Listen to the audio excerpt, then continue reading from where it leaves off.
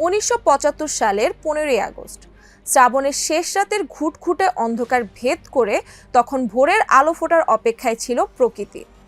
ঠিক সেই মুহূর্তে ধানমন্ডি 32 নম্বরের বাড়িটিতে ঘটে ইতিহাসের জঘন্যতম ও নির্মম হত্যাকাণ্ড।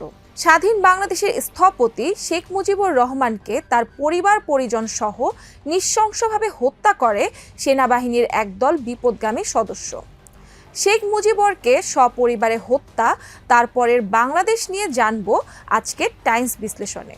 বর্বরোচিত সেই হামলায় শেখ মুজিবুর রহমানের পাশাপাশি প্রাণ হারান তার সহধর্মিণী বেগম ফজিলাতুন্নেসা মুজিব, বড় ছেলে শেখ কামাল, দ্বিতীয় ছেলে শেখ জামাল, ছোট ছেলে 10 বছরের শিশু শেখ রাসেল।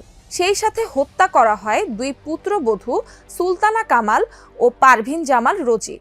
শেখ মুজিবুর রহমানের ছোট ভাই শেখ আবু নাসের, ভগ্নিপতি আব্দুর রব সেরনিয়াবাদ, ভাগ্নে শেখ ফজলুল হক মনি এবং মনির অন্তঃসত্ত্বা স্ত্রী আরজু মনি সহ পরিবারের 16 জন সদস্য ও ঘনিষ্ঠজন।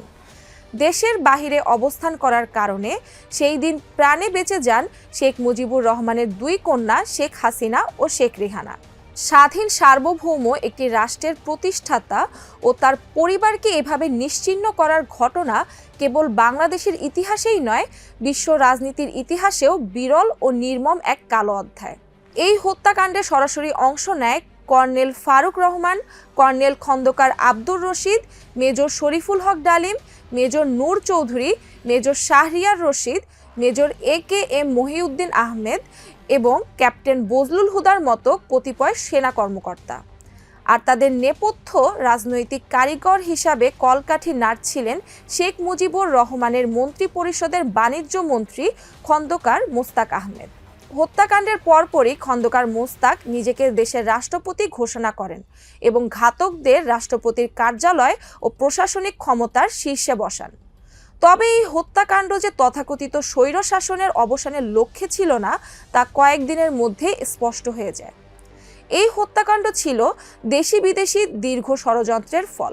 15 আগস্টের পর বাংলাদেশে যে ক্ষমতার পট পরিবর্তন ঘটে, তা কেবল একজন শাসকের পরিবর্তন ছিল না, বরং তা ছিল বাংলাদেশের মূল রাজনৈতিক দর্শনের এক আমূল রূপান্তর।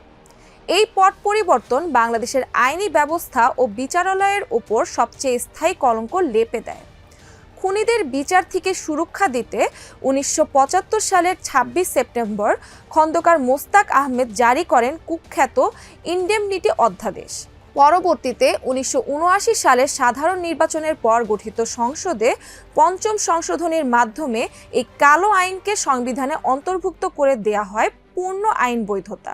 নিজ দেশের স্থপতি ও রাষ্ট্রপতির হত্যাকারীদের বিচারে বাধা দিতে স্বয়ং রাষ্ট্রের আইন তৈরির এই ঘটনা বিশ্ব ইতিহাসেই বিরল ও লজ্জাজনক, যা বাংলাদেশে সূচনা করেছিল ভয়াবহ বিচারহীনতার এক দীর্ঘ সংস্কৃতি।